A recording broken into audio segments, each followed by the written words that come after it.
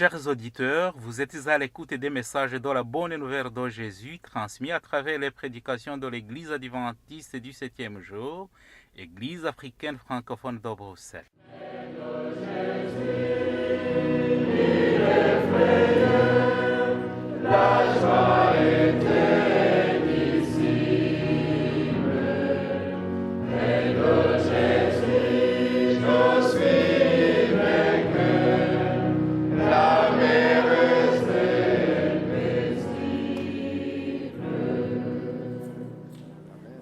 C'est ainsi qu'a commencé la bonne nouvelle de Jésus-Christ, le Fils de Dieu. C'est là ce qui est écrit dans le livre du prophète Ésaïe. J'enverrai mon messager devant toi, il te préparera le chemin. On entend la voix de quelqu'un qui crie dans le désert. Préparez le chemin pour le Seigneur, faites-lui des sentiers droits. Marc chapitre 1, verset 1 à 3. Itangiro ry'ubutumwa bwiza bwa Yesu Kristo, umwana w'Imana. Nk'uko byanditswe n'umuhanuzi Yesaya, ngo nuko ndenda gutuma integuza yanjye mbere yawe, izatunganya inzira yawe. Ijwi ry'urangurira mu butayu, ati nimutunganye inzira z'Uwiteka, mugorore inzira ze. Mariko igice cya mbere, umurongo wa mbere kugeza ku wa gatatu.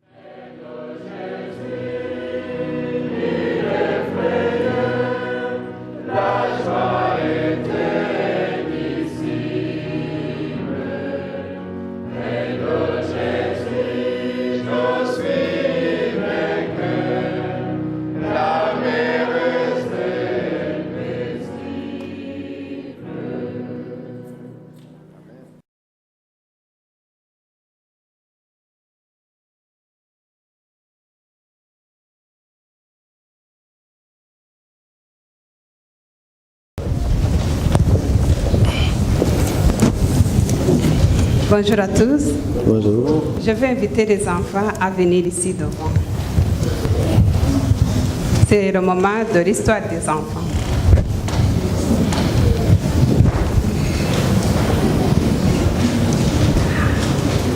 Ça va être très difficile, mais on va essayer de s'asseoir par terre. Ça va?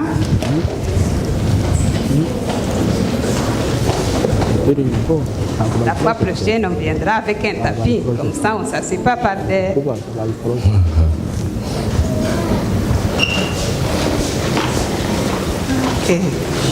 Encore un? Bien?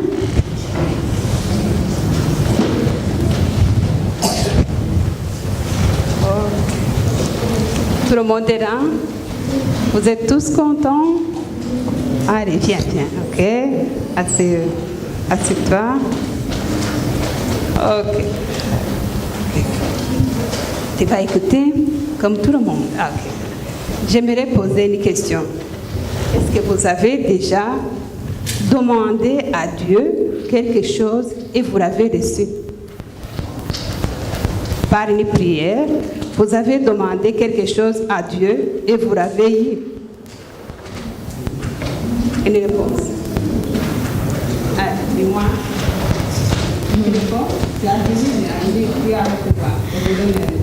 Un nouveau cartable pour l'école. Elle a demandé un cartable et elle a eu ça. Quelqu'un d'autre a demandé quelque chose? Oui.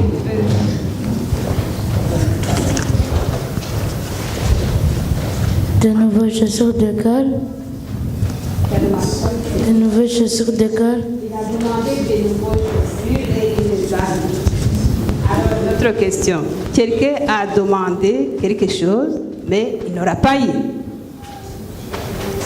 Oui?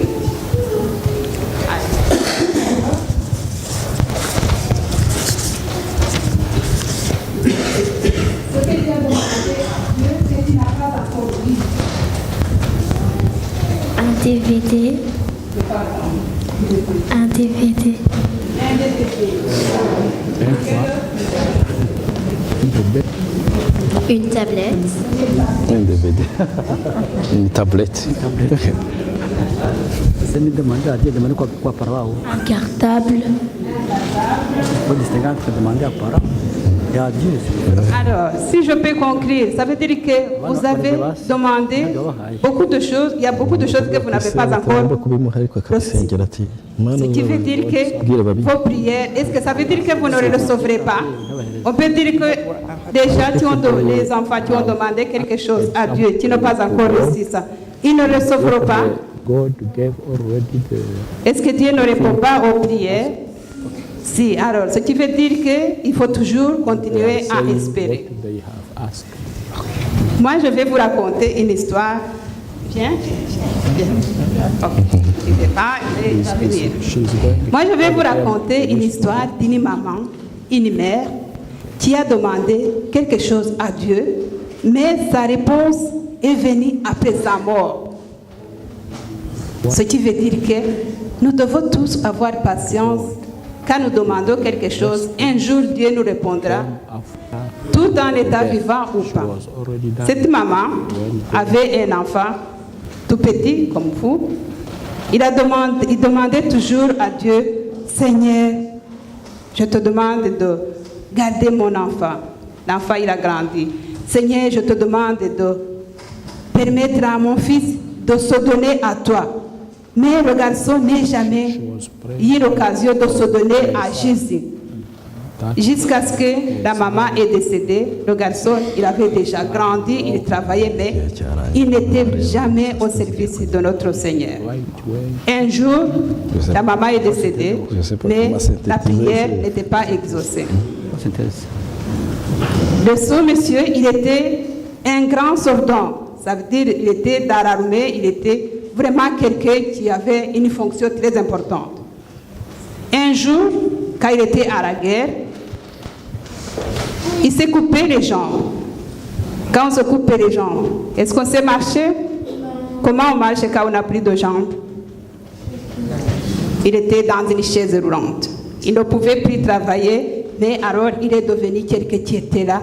Il se lamentait tous les jours, de sa vie. Mais sa maman avait déjà prononcé une prière en disant, Seigneur, fais que mon fils se convertisse à toi. Alors, un jour, ce vieil homme, qui était déjà vieux, toujours en chaise roulante, il a dit, mais quand j'étais enfant, ma mère allait à l'église. Il est allé à l'église, il a suivi, mais le jour où il est allé, c'est là que la prière de sa maman a eu une raison et Dieu a répondu à sa prière. Et ce garçon, ce vieux déjà, il se présente à l'église et il a trouvé que le pasteur enseignait dans la parole de Dieu qui est en Jacques. Jacques chapitre 5, que nous allons lire. Un verset qui a été son monsieur. Jacques chapitre 5, verset 16. Je vais demander à Déborah de le lire. Oui, c'est ici. Je lis au verset 16. Confessez donc vos péchés l'un et autres et priez les uns pour les autres, afin que vous soyez guéris. La prière, vertu du justice, a une grande efficience. Voilà. Confessez vos péchés et soyez guéris. Alors ce monsieur, il se présente à l'église. Il entend que le pasteur demande à tout le monde de confesser les péchés et d'être guéri. Il a dit oui, je crois que c'est le moment de confesser mes péchés et que Dieu va me guérir, va m'aider et surtout va donner la paix dans mon cœur. C'est alors à ce moment-là qu'il s'est donné à Jésus. Il a dit, Seigneur, même si je n'ai pas de jambes, je suis à toi. Ce qui veut dire que je vous appelle maintenant à toujours prier, même si vous n'avez pas de réponse, vous aurez un jour une réponse à vos prières. Vos parents prient pour vous, ils n'ont pas encore de réponses qu'ils ont déjà prononcées, toutes les réponses bien sûr, mais ils ont déjà eu des réponses, mais ils n'ont pas encore toutes les réponses qu'ils ont prononcées à votre égard. Ce qui veut dire que continuez à prier, ce que vous n'avez pas encore reçu, vous le recevrez. Ça va? Je vous invite alors à retourner dans vos places et à vous rappeler que la prière est toujours répondue par notre Seigneur. Amen. Amen. en Christ. mwaramutse bashiki banjye na bene data. Bon sabbat. Isabato nziza. En face de vous, vous avez un petit bébé en termes de prédication, qui est moi. Imbere yanyu mufite navuga uruhinja mu kubwiriza ari we ngewe uri imbere yanyu. Mais ce qui m'attriste un peu, c'est que je vois la montre là en face, le temps écoulé, alors que ce que j'avais prévu comme étant un débutant, ils m'ont demandé du temps. Nk'umuntu ugiye kubwiriza bwa mbere ndabona n'amasaha yagiye kandi ibyo nari mfite byansabajya umwanya. Je ne sais pas comment synthétiser ça, mais quand même, je vais essayer de un peu dégager l'essentiel. Ntabwo numva uburyo ndi butange incamake ariko ndagerageza kuvuga ingingo z'ingenzi. Et je me rappelle que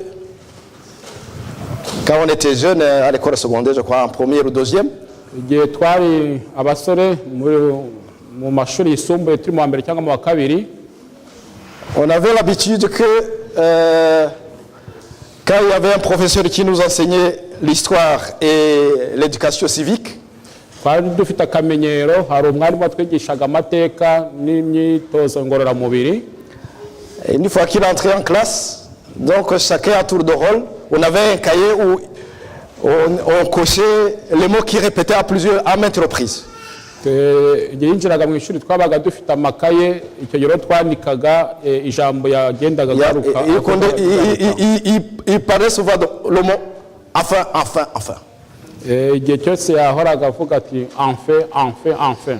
De même à l'église, il arrive que parmi nous les membres, Natwe rero mu itorero hari igihe hagati yacu des fois le diable, avant de franchir la porte d'entrée, mbere y'uko twinjira mu rusengero ngo twinjiremo, il inculque en nous de retenir ce qui n'a pas été bien.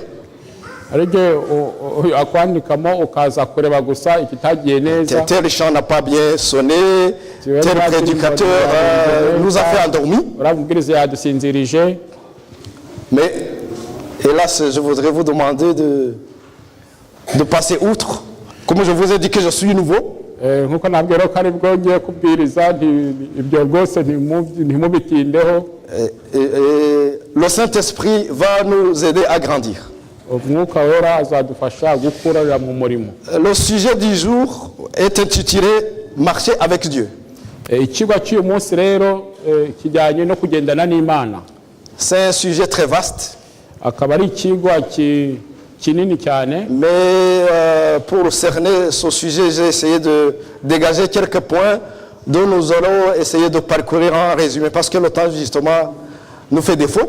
Hakaba hari ingingo z'ingenzi rero tubasha kugarukaho kubera ko igihe Je cyadushira. vais d'abord, pour mieux comprendre ce concept, voir ce qu'il en est par définition, que ce soit biblique ou dictionnaire. Tukaba tugiye kureba icyo kintu cyo kujyana n'Imana icyo kivuze tubikuye muri Bibiliya cyangwa mu bindi bitabo by'ubusobanuro. Marcher avec Dieu, ça veut dire avancer aux côtés de Dieu. Kugendana n'Imana bivuze kugenda ujya imbere uri uruhande rw'Imana, Humblement, uciye bugufi dans la foi et dans l'unité. kandi ufite kwizera kandi gukorera hamwe. Si j'essaie d'illustrer ça à travers deux types d'exemples, Gerageje kubyumvika neza mu ngero ebyiri. un des exemples étant notre vie quotidienne.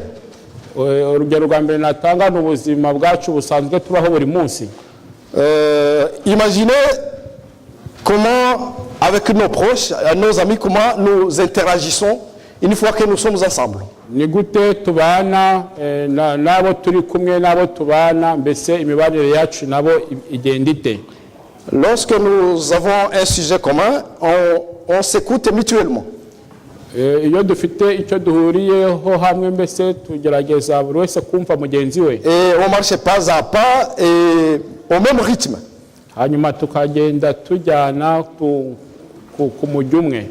Donc ce sentiment d'harmonie et d'unité s'installe Icyo kiraro cyo guhuza n'ubumwe kiba muri et facilite la durée de notre marche même si c'est long.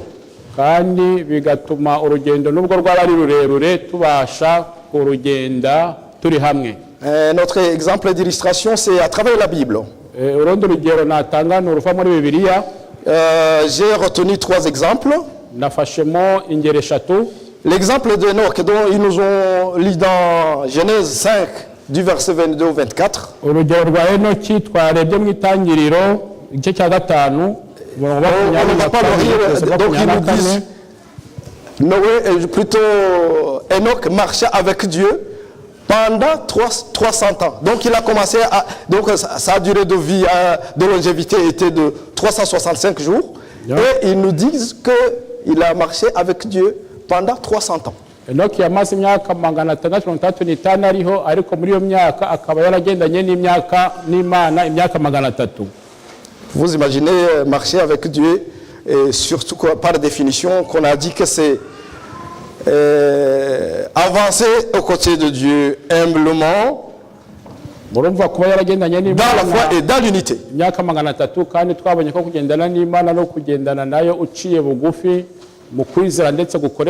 hélas, même dans l'exemple que je viens d'évoquer pour entre amis proches, il arrive qu'on commence à diverger. Ndetse hagati y'inshuti ndetse n'abafite isano y'umubiri hari igihe akenshi batavuga umwe ku kintu. Au fil du temps, on commence même à se disputer. Bakaba bajya impaka ku kintu runaka.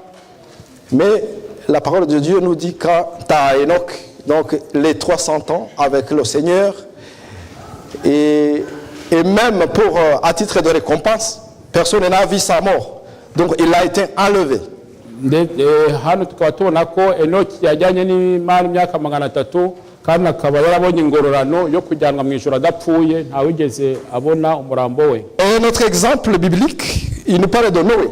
Urundi rugero rwo muri Bibiliya ni urwa Nowa. C'est dans Genèse 6 verset 9. Nowa dusanga mu gice cya 6 umurongo wa 9. Noé marchait avec Dieu. Il fut sauvé du déluge des eaux, lui et sa famille, car il avait trouvé grâce aux yeux de l'Éternel à cette époque où la perversité était à son comble. Donc Genèse 6 verset 9. Donc. Uru ni rwo rubyaro rwa Nowa. Nowa yari umukiranutsi yatunganaga rwose mu gihe cye. Nowa yagendanaga n'Imana. Imaginez ce qu'il a enduré à travers l'histoire de la fabrication de l'arche. Namwe ni mwibuke uburyo n'ubuzima yagize igihe yubakaga igihome. Nous parlons de la perversité incroyable. Bibiliya itubwira ko icyo gihe ubwoko bw'Imana bwari bwarataye. Nous parlons de moquerie à sa rencontre. Kandi batubwira ko bamukwenaga. Mais au-delà de cela, elle a marché dignement avec l'Éternel. Ariko nubwo byose byari bihari, Bibiliya itwereka ko yagendanye n'Imana iyo myaka yose. Le troisième exemple biblique que j'ai voulu illustrer avec vous, c'est le cas d'Abraham.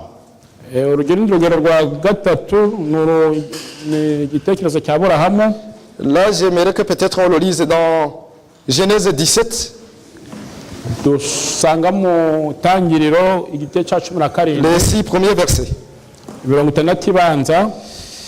Genèse 17, les 7 premiers versets. Je crois que c'est projeté.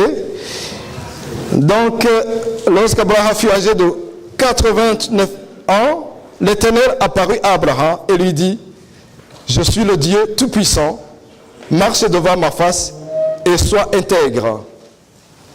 J'établirai mon alliance entre moi et toi, et je te multiplierai à l'infini. » Abraham tomba sur la face et Dieu lui parla en disant, « Voici mon alliance que je fais avec toi, et ainsi de suite, parce que vous connaissez l'histoire. Abraham amaze imyaka 99 avutse, Uwiteka aramubonekera aramubwira ati, ninjye Mana ishobora byose, ujye ugendera imbere yanjye kandi utungane rwose. Nanjye ndasezerana isezerano ryanjye nawe, nzakugwiza cyane. Abraham arubama, Imana iramubwira iti, dore isezerano ryanjye ubwanjye ndariguhaye, nawe uzabasekuruza w'amahanga menshi, kandi ntuzitwa ukundi Aburamu, ahubwo wiswe Aburahamu, kuko nkugize sekuruza w'amahanga menshi. kandi nzakororosa cyane, nzatuma amahanga agukomokaho n'abami bazagukomokaho, kandi nzakomeza isezerano ryanjye nawe n'urubyaro rwawe ruzakurikiraho rigeze ibihe byose, ribe isezerano rihoraho, kugira ngo nkubere imana wowe n'urubyaro rwawe ruzakurikiraho. Bon, dans tous ces trois cas, on sait très bien que ces gens étaient déjà ordinaires comme nous. Nk'uko tubibonye muri izi ngeri eshatu, aba bantu bari abantu basanzwe nk'uko tumeze. C'était des gens issus des familles défavorisées même, qui adoraient des idolâtres. Babaga ndetse akenshi baraturutse no mu miryango yasengaga ibigirwamana. Mais le moment venu, l'Éternel les choisissant et les incitant à marcher avec lui. Ariko igihe kigeze Imana irabahamagara, ibahamagarira kugendana nayo. Est-ce que si par hasard, si Jésus ne vient pas bientôt, il va venir bientôt, parce que notion de temps devant Dieu ne veut rien dire. Tuzi ko Yesu agiye kuzaza vuba, ariko nk'uko tubizi kandi igihe ku Mana gishobora kuba kigufi cyangwa kirekire. Peut-être mettons-nous à l'esprit que d'ici 1000 ans ou 2000 ans, qu'il y aurait des écritures disant notre frère Sylvestre de Botanique marcha avec Dieu pendant 60 ans. Mu myaka igihumbi cyangwa imyaka ibihumbi bibiri iri imbere, niba Yesu atagarutse, bibaze ko hashobora kuzaba inyandiko ivuga iti mwene data Sylvestre yagendanye n'Imana imyaka 60. Pour y arriver, il y a certaines prérogatives et des conditions. kugira ngo umuntu agere kuri icyo kintu hari ibintu by'ibanze agomba kuzuza. Je voudrais illustrer à travers des exemples. Donc, il nous est demandé pour y arriver. Je parle à Sylvestre là d'ici des histoires qui vont être écrites que Sylvestre a marché avec Dieu pendant 60 ans. Donc, il y a certaines conditions qu'il aurait remplies pour qu'effectivement il puisse ne pas rater le cible. Kugira ibyo bizandikwe nko mu myaka igihumbi cyangwa imyaka ibihumbi bibiri imbere, nuko hari ibyo agomba kuzaba yarujuje. J'ai cité son nom, ça peut être moi ou tout le monde, c'est le sujet de notre sujet ce matin. Azabasha kujya mu ijuru, kandi mfashe iryo zina nshobora gufata iryanjye cyangwa iry'undi wese muri iki gitondo. Il nous est demandé de se concentrer sur Dieu. Turasabwa rero gushyira ubwenge bwacu n'imbaraga zacu ku Mana. Pour se concentrer, il nous est demandé de nous détacher de toute distraction. Ibyo rero tukaba tugomba kwirinda no gutandukana n'ibiturangaza byose. Ces distractions ne sont pas nécessairement toujours des péchés. Ibyo rero biturangaza kenshi ntago mu buryo busanzwe ari ibyaha bigaragara. Le genre de distraction, c'est peut-être quelqu'un qui travaille beaucoup. On entend aux États-Unis, ils travaillent beaucoup. Je crois même autour de 20, tu peux travailler 24 heures sur 20 heures sur 24. Ushobora gukora cyane ku buryo wakora amasaha 20 mu masaha 20. N'est pas un péché, tu veux subvenir aux besoins de ta famille. Icyo wenda ntago ari cya mu buryo bugaragara kubera ko ari ibyo ushaka gukemura iwawe. Tu peux le faire avec toute honnêteté. Ushobora kubikorana n'umutima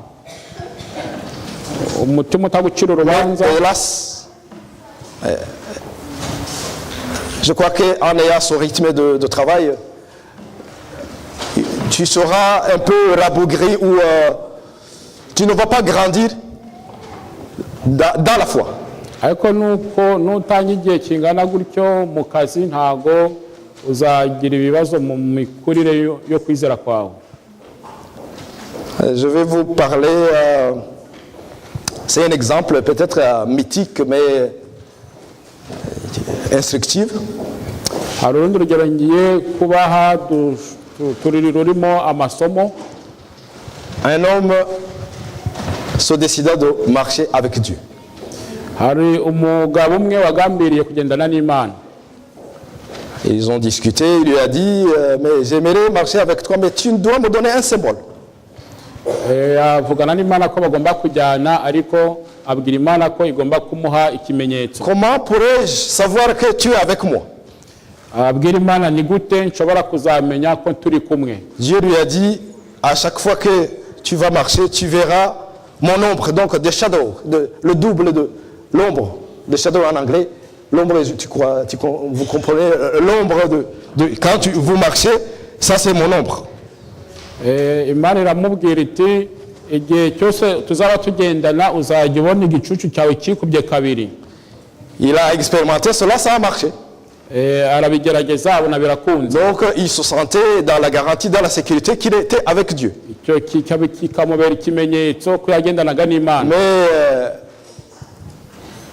ce n'était pas vraiment, il ne s'était pas donné à Dieu au vrai sens du terme. Ntago yarirunduriye Imana. La preuve en est qu'un jour, ikibigaragaza nuko umunsi umwe il s'est hasardé, il a voulu traverser la forêt avec des animaux sauvages. Yashatse noneho kwambuka ishyamba ririmo inyamaswa z'inkazi z'ishyamba. Au fur et à mesure qu'il pénétrait, donc vous voyez qu'à la périphérie, à la lisière de la forêt, il y a des petits animaux, peut-être les perdrix. Ukinjira mu ishyamba hariho il continue, il commence à voir des lièvres. Perdrix, udukwavu, inkware. Il commence à voir des lièvres qui courent à gauche à droite. Et il s'avance, il commence à voir des gazelles.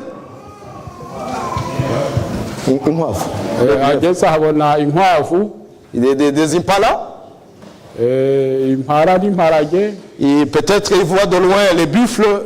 Une fois en groupe, normalement, ils ne sont pas agressifs. Mais il a commencé quand même mais il jetait un coup d'œil, il voyait, l'ombre est encore là, je suis avec Dieu. En pleine forêt, où il ne pouvait plus ni reculer ni avancer, il commença à entendre des rugissements des lions. Mais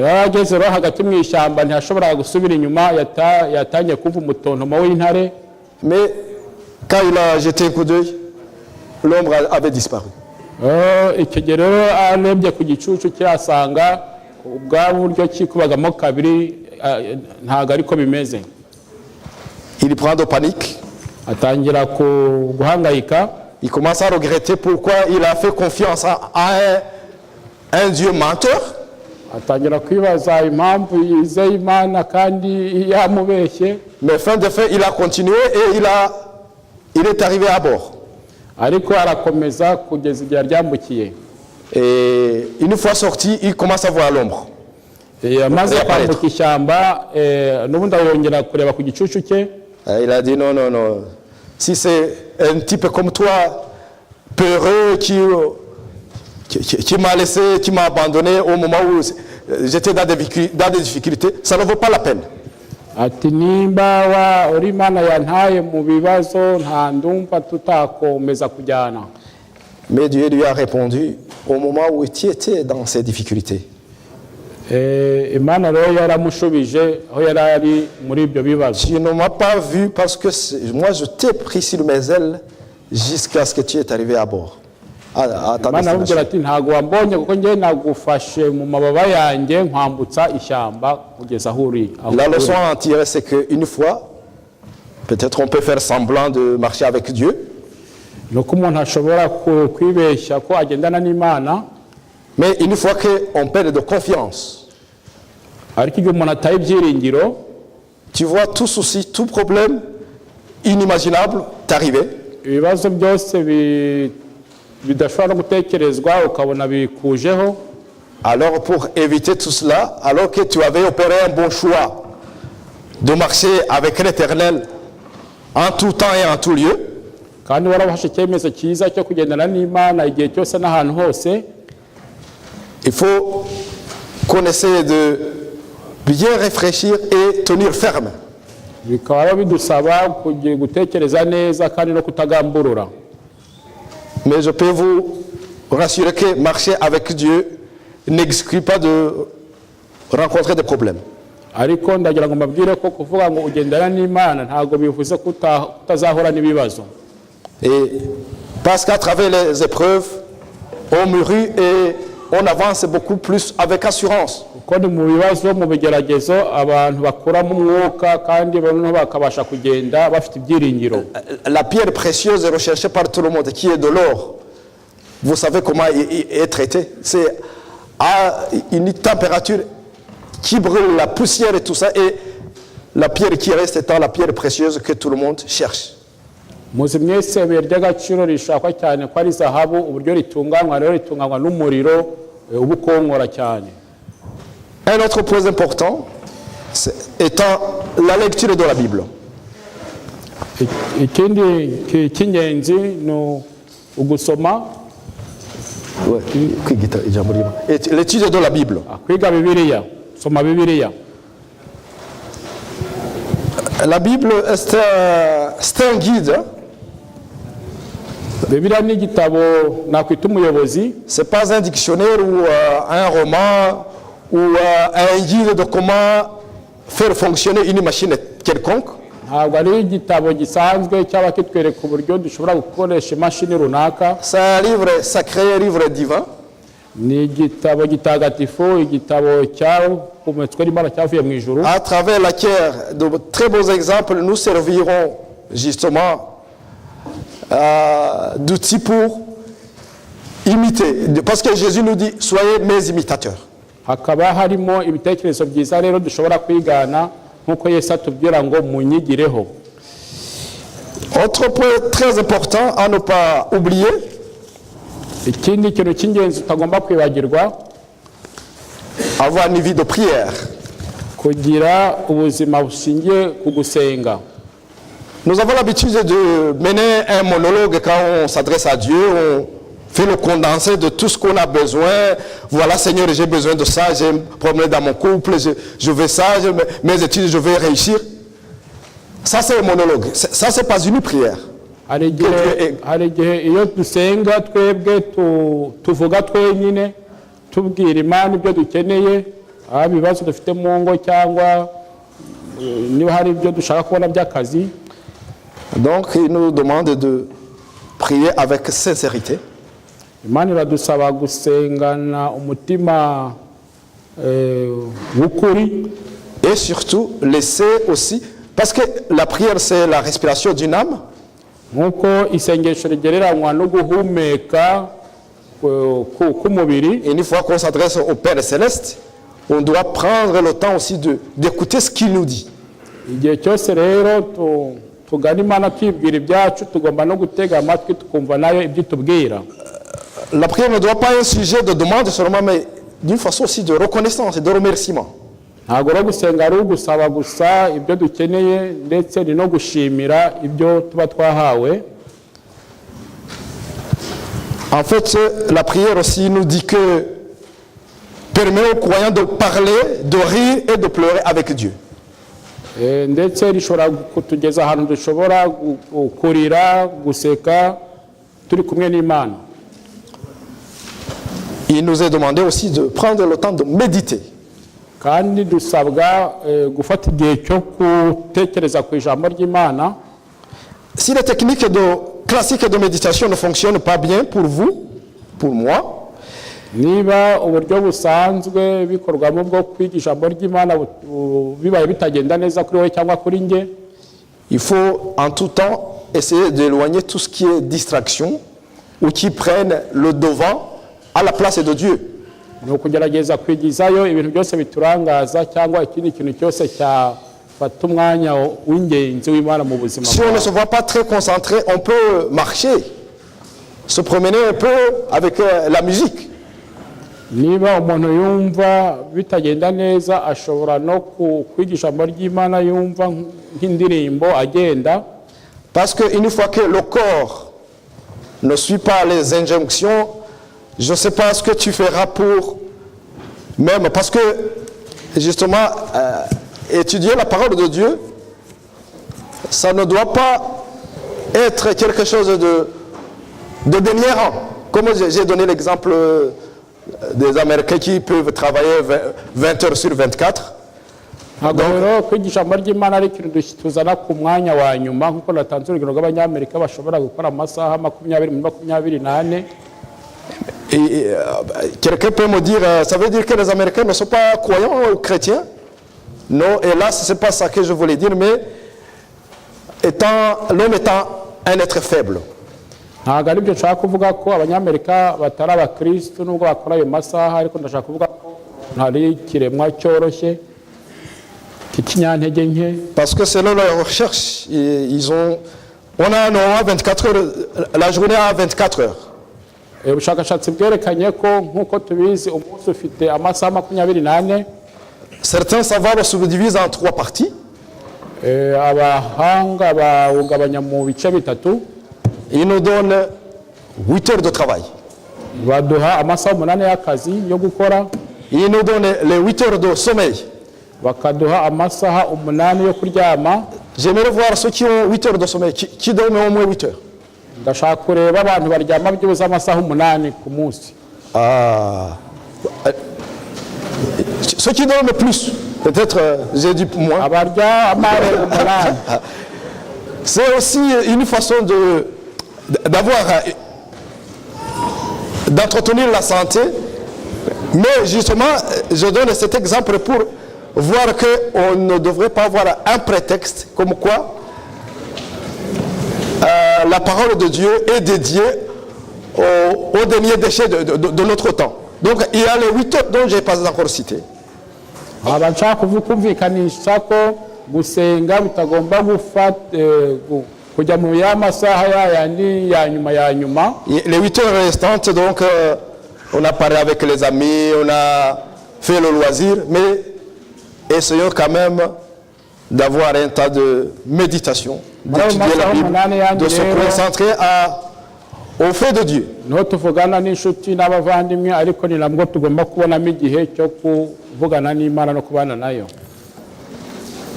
Se concentrer sur Dieu demande aussi une fois de prêter attention à la providence. Donc essayer de revoir et essayer d'interpréter si selon nos supplications, nos demandes ont été exaucées. Parce que des fois Dieu nous répond et on n'est pas au courant des réponses que Dieu nous a données.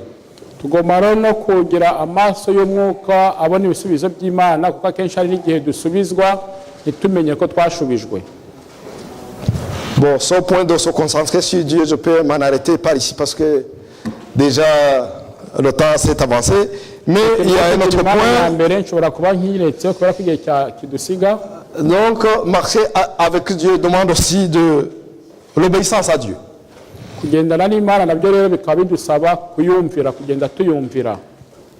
y a certains 5 ou 6 points à traiter, mais je vais essayer de les synthétiser. Il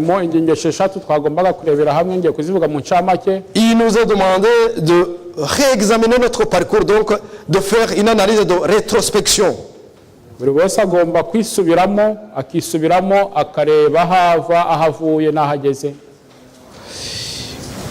Tenez bien qu'il faut prendre le temps de nous asseoir et réfléchir à notre parcours. Pensez aux périodes de votre vie. Si vous êtes éloigné de Dieu, buri wese agomba gufata igihe cyo kwitekerezaho akareba mu buzima bwe niba ari nta hantu yatandukanye n'Imana, ou si vous êtes vraiment en harmonie avec l'Éternel.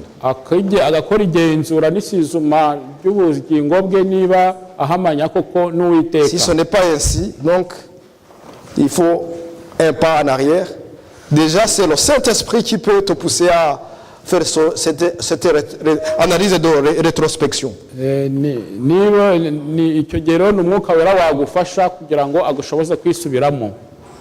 y a l'obéissance au commandement de l'Éternel. Sachant que le commandement de Dieu est notre miroir, étant le miroir de notre existence. kandi tukamenya ko amategeko ari indorerwamo twirebamo mu buzima bwacu bwa buri munsi. Suivre le commandement de Dieu veut dire encore aimer votre prochain. kandi kuvuga ko wumvira amategeko y'Imana et même vous aimez vous-même. bigaragarira n'uburyo ukunda bagenzi bawe. Vous aimez vous-même parce que des fois on ne s'aime pas. kandi nawe ukikunda kuko akenshi hari igihe Il tutikunda. arrive que des fois on sort des mots que chacun, tel est égoïste, mais quand tu analyses en profondeur, on ne s'aime pas. Quand on donne à notre corps ce qui n'est pas bon, ou on se fait des choses qui vont détruire notre corps. Est-ce que ça c'est un amour propre? Hari igihe tuvuga wenda ngo umuntu ngo arikunda ariko hari igihe tutaba tunikunda iyo duha umubiri cyangwa dukora ibyawusenya. Un autre point très important, c'est étant de rechercher le soutien de l'Esprit Saint. Ikindi gikurikiraho tugomba gushaka ubufasha bw'Umwuka Wera. Ici, je vous donne des exemples que normalement un enfant, il a toujours confiance à ses parents. Aha ndabaha urugero, umwana muto buri gihe aba yizeye ababyeyi be. Ainsi, il avance positivement sur n'importe quel chemin. Icyo gihe rero iyo ari kumwe n'ababyeyi be agenda rwose nta adasigasiga. Ainsi donc, de la même façon, les croyants devraient s'appuyer sur le Saint-Esprit afin qu'il puisse être leur guide durant leur cheminement spirituel positif. Ni muri ubwo buryo rero abakristo bose bagomba kwishingikiriza ku Mwuka Wera igihe cyose bari mu rugendo rwabo rwa gikristo. Bref, il faut que nos cœurs soient ouverts et réceptifs au Saint-Esprit. Mu magambo make umutima wacu ugomba kuba witeguye kwakira no gukoreshwa n'Umwuka Wera. Un autre point, il nous demande de la patience. Kandi ubuzima bwa Kristo budusaba kwihangana. Sachant que Dieu peut te répondre aujourd'hui sur tes demandes ou la réponse peut tarder. Ukamenya neza ko Imana ishobora kugusubiza uyu munsi ku byo wayisabye cyangwa bigatwara igihe. Donc il nous est dit que pour marcher avec Dieu, il nous est demandé parfois de ralentir et avancer au rythme de Dieu.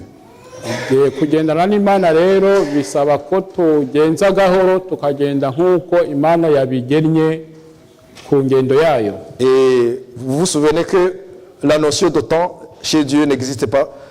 Quand il nous donne l'exemple que 1000 ans peut égaler à un jour devant Dieu. Tukazirikana neza ko ikintu cy'igihe ku Mana ntago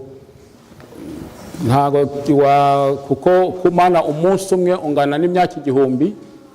Donc il faut avoir l'esprit d'éviter le découragement. Mu kugendana rero kwirinda urucantege. Un autre point, il nous est demandé de marcher avec les autres. Ikindi rero bitubwira n'ingingo itubwira ko tugomba kugendana n'abandi. Il ne faut pas qu'on se mette dans un sac parce que est-ce que tout compte fait, l'éternité est ouverte à tout le monde. Nk'uko twese tubizi ijoro rifunguriwe twese buri wese nta mpamvu yo kwishyira mu gafuka. Est-ce que si par exemple il ferme là, il y a que la distance qui est entre le jour du sabbat? Est-ce que vous croyez qu'ici j'aurai de la paix, l'harmonie et la joie qui nous anime aujourd'hui quand on est ensemble? Mbese ari nge waramutse winjiye hano ndi njyenyine imbere yanyu nagira umunezero nk'uwo mfite ubu ngubu turi kumwe twese? Donc il faut essayer que votre processus de marcher avec Dieu soit aussi, vous la faites profiter aussi aux autres qui vont bien sûr vous prêter la main parce qu'il nous est dit que l'union fait la force. Kubana kwawe rero n'Imana ugomba kugukongeza abandi kugira ngo twese dukorere hamwe kuko abashyize hamwe bagira imbaraga. Un dernier point, il faut, quand on a expérimenté tous ces points de se détacher des distractions, de lire la Bible, d'obéir aux commandements, d'être patient, de mettre les autres en avant, et il faut cette fois-ci commencer à avancer. Parce que quand tu marches avec Dieu, il faut bien sûr avancer. Ibyo rero byose wabikoze nk'uko twabibonye ugomba no gutangira urugendo. Qu'importe le nombre de fois que vous chuterez ou vous tomberez, utitaye ku nshuro ushobora kuzagwa, Dieu nous donne le courage et nous demande de nous relever et continuer le chemin. Imana iradusaba kutarambarara ahubwo guhaguruka tugakomeza urugendo. Sachant que même si nous tombons, Dieu ne va pas se détourner de nous. Tukamenya neza ko naho habaho kugwa Imana ntabwo izatureka. Même si il y a le temps de perdre la route, Dieu sera à notre secours. Nubwo haba habayeho icyo kintu cyo kurata inzira ariko Imana izadutabara. Je crois que je viens de faire une affaire de 25 minutes. J'ai essayé de synthétiser. En fait, je n'ai pas su étaler ce que j'avais à vous dire, mais je crois que chacune a retenu l'essentiel. Dans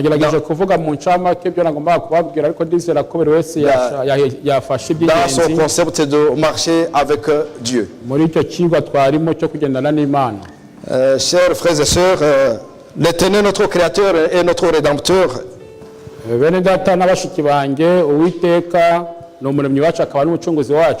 nous appelle humblement et il nous informe surtout qu'il a tant de projets pour nous. Des projets de paix, de joie et pour hériter l'éternité. I'm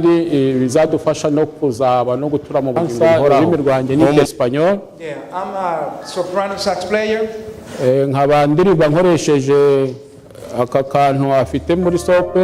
And I play for the Hope Channel and GABN channel. Akaba hari umurongo aririmbiraho arimo kutubwira. And I'm studying at University of Montemorelos, Mexico. Akaba ari n'umunyeshuri muri University yo muri Mexique. And I'm going right this moment with my friend Elizabeth Bustamante. Akaba yaraje gusura inshuti ye uri hariya twe tuzi ku izina rya Dario. Yeah, and we came from Limoges, Francia, Limoges. Bakaba bavuye no mu Bufaransa hano twi Limoges. Because we have a special ministry in Mexico. Kuko bafite umurimo bakora muri Mexique. Yeah, we have like a non-profit organization. Bakaba bafite ihuriro bakoreramo. And we rescued from the street many kids, many children from the streets.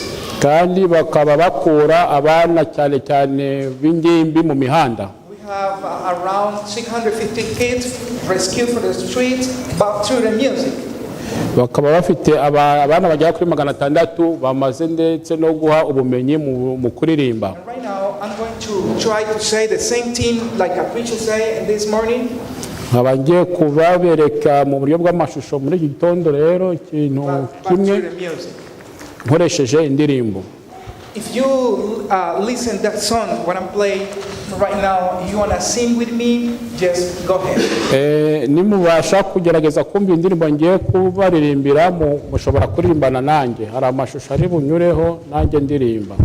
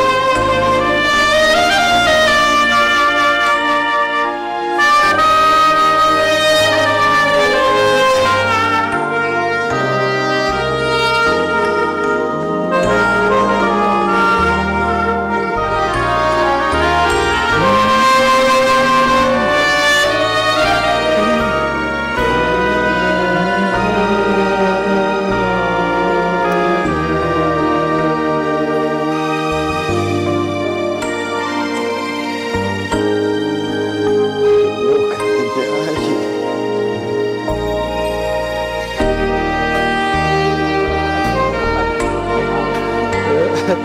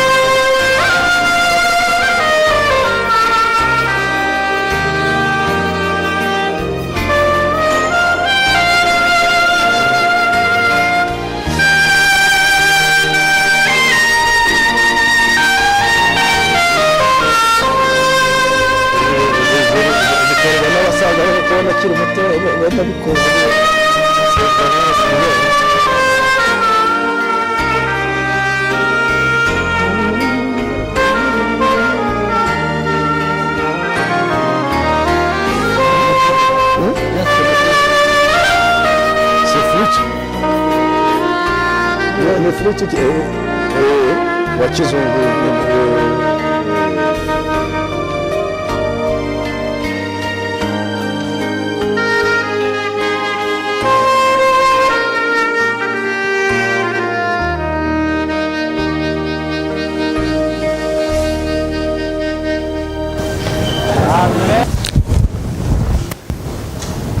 Mwami mwiza mana yacu, Éternel notre Dieu, muri iki gitondo abana bawe twicishe bugufi imbere y'ubwiza bwawe.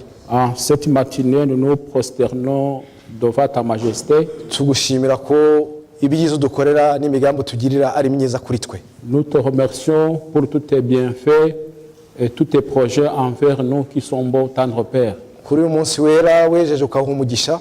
En son séjour que tu as sanctifié, wadutumiye none twitabiye ubutumire bwawe. Nous avons répondu à ton invitation. Turakwinginze kugira ngo uhereye none twiyemeze dufate imigambi mishya. Nous te supplions qu'à partir d'aujourd'hui, que nous puissions prendre de nouvelles dispositions. Kugira ngo twemere kugendana nawe. Pour que nous acceptions de marcher avec toi, de cheminer avec toi. Ko umutwaro wawe utaremereye. Car tu nous dis bien que ton fardeau n'est pas lourd. Turakwinginze rero kugira ngo mu ntege nke zacu ujye tuba bugufi kugira ngo uturwanirire. Nous te demandons de te tenir à nos côtés dans nos faiblesses pour lutter à notre faveur. Ni amasezerano yawe ko igihe tuzaba twikize mu burinzi bwawe utazadutererana. Car ce sont tes promesses que lorsque nous nous confierons à toi, tu ne nous abandonneras pas. Muri iki gihe rero gishyira imperuka turakwinginze kugira ngo ujye uba bugufi bwacu. Dans cette époque des derniers jours, nous te demandons d'être toujours proche de nous. Ubwo tugira amahirwe ukatubwira ibyawe binyujije mu bagaragu bawe banyuranye.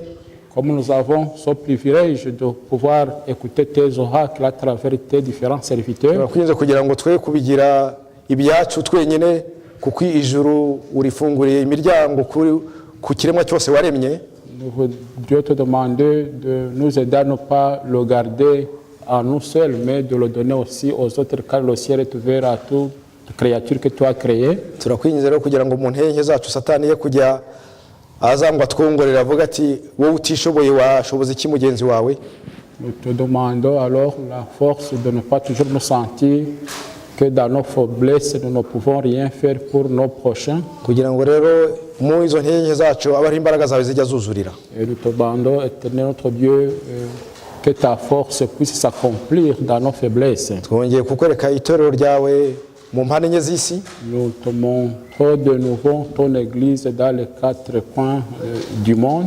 Kugira ngo mwami abakuyobotse ndetse bakwizera barushaho kongerwa imbaraga. pour que, Éternel notre Dieu, tes adeptes qui ont la foi en toi puissent être fortifiés. hari abahura n'ibibazo by'uburwayi, Il y en a ceux qui rencontrent des problèmes, par exemple de maladie, ababuze ababo, qui perdent les siens, les leurs, abashonje, ceux qui sont affamés, abari mu bihugu birimo intambara z'urudaca zo muri iyi si, ceux qui vivent dans des pays où il y a des guerres continues, kugira ngo mwami nabo bagenderere kugira ngo ubagarure mu ntore zawe kandi ubihanganishe. pour que tu puisses tous les visiter et les faire rentrer dans le bercail et que tu puisses aussi leur donner du courage. Amahoro yawe utanga Que la paix que tu donnes n'urukundo utwifuriza bikomeze kubana natwe none n'iteka ryose mu izina ry'umucunguzi wacu tubyambaze, urakoze. et l'amour que tu souhaites que nous ayons, nous puissions garder cela d'aujourd'hui en éternité. En Jésus-Christ, nous t'en prions. Amen. Amen.